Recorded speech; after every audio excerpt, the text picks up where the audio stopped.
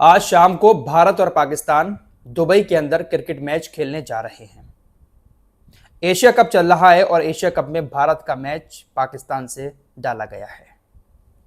इस मैच को लेकर हमारे देश के अंदर क्या कुछ चल रहा है आपको दिखाऊंगा जरूर, और देशभक्त लोगों की देशभक्ति भी दिखाऊंगा। जो लोग देशभक्ति का डंका बजाते हैं उनकी कथनी में और करनी में कितना फर्क है आगे वीडियो में आपको दिखाऊंगा। लेकिन पहले आपको मिडिल ईस्ट की तरफ लिए चलता हूं। कल दोहा के अंदर तमाम इस्लामिक देश इकट्ठा होंगे। एक इस्लामिक सम्मेलन होने जा रहा है और यह इस्लामिक सम्मेलन इसलिए हो रहा है क्योंकि इजराइल ने कतर की राजधानी दोहा में हमास के हेडक्वार्टर पर हमला किया था।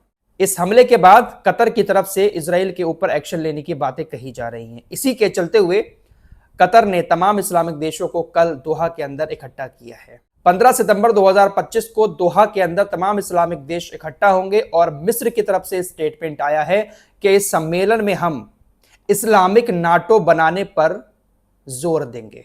नाटो का नाम आपने सुना ही होगा, यूरोप का एक संगठन है। तकरीबन 30-32 देश उस नाटो संगठन में शामिल हैं।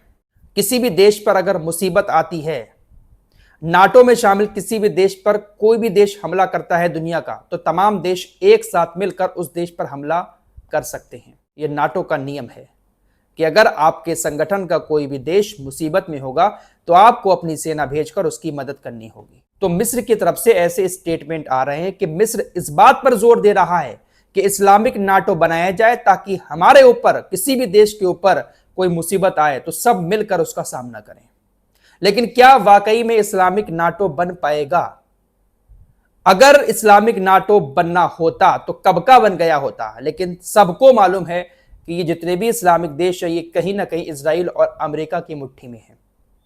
जहां एक तरफ दोहा के अंदर कल इस्लामिक देश इकट्ठा हो रहे हैं और इजराइल के खिलाफ रणनीति बनाई जाएगी, वहीं दूसरी तरफ कतर के जो शेख हैं वो व्हाइट हाउस के अंदर अमेरिका में डिनर कर रहे हैं और डिनर करने के बाद कह रहे हैं कि डोनाल्ड ट्रंप के साथ जो डिनर किया वो काफी अच्छा था। यह बात मैंने आपको पिछली वीडियो में बताई थी कि कतर के प्रधानमंत्री भी जाएंगे और कतर के शेख भी जाएंगे, वहां पर जाकर डोनाल्ड ट्रंप से मुलाकात करेंगे। और जिसने डोनाल्ड ट्रंप से मुलाकात कर ली तो क्या वो इजराइल के खिलाफ जा सकता है? पाकिस्तानी सेना का आसिम मुनीर भी अमेरिका जाकर डिनर करके आया था, तो क्या ये अमेरिका के खिलाफ जा सकते हैं? अरे भाई, जिसने डोनाल्ड ट्रंप के साथ बैठकर डिनर कर लिया वो कभी अमेरिका के खिलाफ नहीं जा सकता और ना ही कभी वो इजराइल के खिलाफ एक्शन ले सकता है। रिपोर्ट्स के मुताबिक कतर के शेख ने डोनाल्ड ट्रंप से मुलाकात की, उनसे बहुत लंबी बातचीत की। उसी बातचीत के दौरान कतर के शेख के सामने ही डोनाल्ड ट्रंप ने नेतन्याहू को फोन भी लगाया और नाराजगी भी जताई। डोनाल्ड ट्रंप ने कतर के अमीर के सामने बैठकर ही इस हमले की निंदा की और कहा कि हमें यह बिल्कुल पसंद नहीं आया और आगे ऐसा कुछ नहीं होगा। वही मरहम लगाने का काम डोनाल्ड ट्रंप ने कर दिया।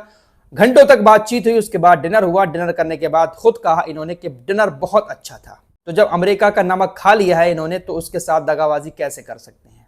ये जो कल सम्मेलन हो रहा है ना, ये सिर्फ एक दिखावे का सम्मेलन है, होना कुछ नहीं है। इस्लामिक देशों की ये मीटिंग पहली बार नहीं हो रही है, इससे पहले भी कई बार मीटिंगें हो चुकी हैं। हल क्या निकलता है आप सभी के सामने है। इन्हीं सारी बातों को लेकर ईरान के राष्ट्रीय सुरक्षा प्रमुख का कहना है, तमाम इस्लामिक देशों से एक मैसेज दिया है कि इस्लामी देशों को कल कतर में खोखले भाषण देना बंद कर देना चाहिए, कुछ ठोस कदम उठाएं, इजराइल के खिलाफ एक संयुक्त अभियान कक्ष स्थापित करें। ईरानी राष्ट्रीय सुरक्षा प्रमुख को भी यही लगता है कि इस्लामिक देश इकट्ठा होते हैं, खोखले भाषणबाजी करके अपने अपने घरों पर चले जाते हैं। होता कुछ नहीं है, एकजुट होकर इकट्ठा होना होगा।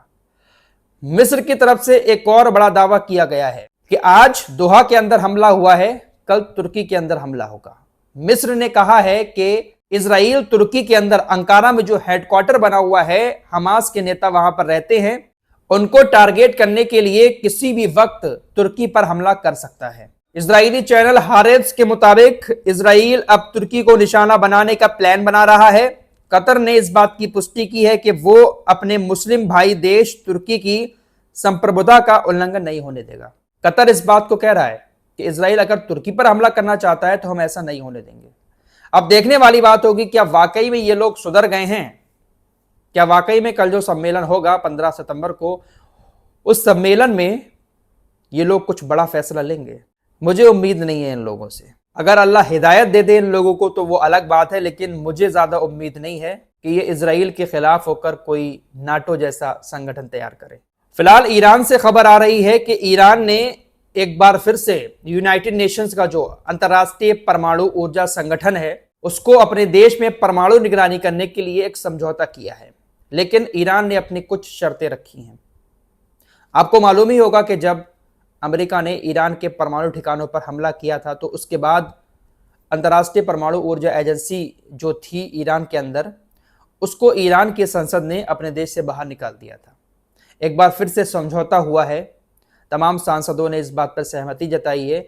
एक बार फिर से अंतर्राष्ट्रीय परमाणु ऊर्जा एजेंसी ईरान के अंदर आएगी और ईरान के परमाणु प्रोग्राम की निगरानी करेगी। जैसा कि जिन देशों के पास भी परमाणु हथियार है, अंतर्राष्ट्रीय परमाणु ऊर्जा एजेंसी उसकी निगरानी करती है। लेकिन ईरान ने इस बार कुछ अपनी शर्तें लागू की हैं कि इन शर्तों के मुताबिक आप हमारे देश के अंदर रहकर हमारे परमाणु प्रोग्राम को देख सकते हैं। तो अंतर्राष्ट्रीय परमाणु ऊर्जा एजेंसी अब निगरानी तो करेगी, जो नियम है दुनिया का यूनाइटेड नेशंस ने बनाया है, लेकिन शर्तें उसमें कहीं ना कहीं ईरान की हैं।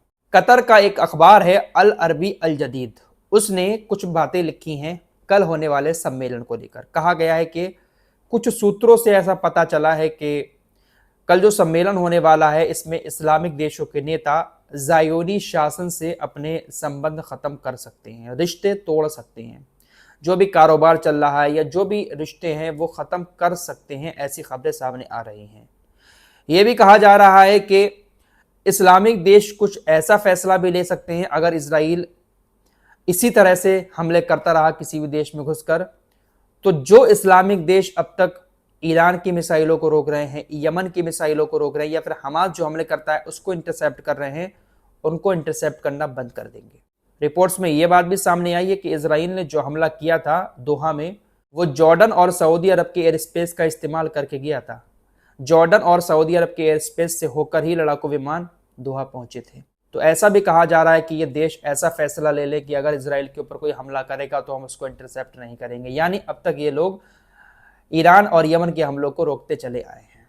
फिलहाल क्या होता है कल वक्त बताएगा, लेकिन आज बात क्रिकेट की भी कर लेते हैं। यहाँ पर दुबई के अंदर भारत और पाकिस्तान के बीच एशिया कप का मैच आज खेला जाएगा। भारत और पाकिस्तान को एक बार फिर से एक ही ग्रुप में रख दिया गया है। भारत के तमाम जो गोदी एंकर हैं वो चीख रहे हैं, चिल्ला रहे हैं कि ऐसे वक्त में क्या क्रिकेट खेलना सही है? क्या खून और क्रिकेट एक साथ बह सकता है? आज टीवी चैनल्स पर ये एक बहुत बड़ा मुद्दा बना हुआ है। जो भी गोदी एंकर हैं वो सवाल किससे पूछ रहे हैं? बीसीसीआई से सवाल पूछ रहे हैं, सोनी टीवी जो इसका लाइव टेलीकास्ट कर रही है उससे सवाल पूछ रहे हैं, भारतीय खिलाड़ियों से सवाल पूछ रहे हैं, जो पूर्व क्रिकेटर है उनसे गोदी एंकर सवाल पूछ रहे हैं। लेकिन जो मेन सरकार है उससे सवाल ज्यादा नहीं पूछे जा रहे हैं। ऐसा आरोप विपक्ष के नेता भी लगा रहे हैं। विपक्ष के नेताओं का कहना है कि क्या जरूरत है ऐसे टाइम पर क्रिकेट खेलने की? सरकार अगर चाहे, मोदी सरकार, तो ये मैच हो ही नहीं सकता, लेकिन सरकार इस मैच को होने दे रही है। विपक्ष आरोप लगा रहा है कि आईसीसी के चेयरपर्सन कौन है? आईसीसी के चेयरपर्सन गृह मंत्री अमित शाह जी के बेटे जय शाह हैं। जय शाह चाहते तो ये मैच नहीं होता। जय शाह को इस बात से कोई लेना देना नहीं है कि भारत के अंदर किस तरह की देशभक्ति की बातें हो रही हैं। विपक्ष आरोप लगा रहा है कि जय शाह को तो सिर्फ पैसा कमाने से मतलब है, मैच करवाने से मतलब है। जो पहलगाम में लोग मारे गए हैं, क्या चल रहा है, किस तरह की देशभक्ति भारत के अंदर उमड़ी हुई है, उन चीजों से लेना देना नहीं है। कुछ लोग ऐसे भी आरोप लगा रहे हैं कि अगर आईसीसी चाहती तो भारत और पाकिस्तान को अलग ग्रुप में रख सकती थी, लेकिन एक ही ग्रुप में इसलिए रखा जाता है ताकि मोटी कमाई हो, मोटा पैसा कमाया जा सके। बीजेपी के मंत्री अनुराग ठाकुर से इस मामले में पूछा गया तो उन्होंने कहा कि ये इंटरनेशनल टूर्नामेंट है और इसमें मैच खेलना मजबूरी है। हम आपस में सीरीज पाकिस्तान से नहीं खेलते हैं, लेकिन ऐसे टूर्नामेंट में मैच खेलना मजबूरी बन जाता है, इसको बाइकआउट नहीं कर सकते। लेकिन विपक्ष आरोप लगा रहा है कि नहीं खेलना चाहिए था, पैसा कमाने के लिए इस तरीके से भारतीय टीम पाकिस्तान के साथ खेल रही है।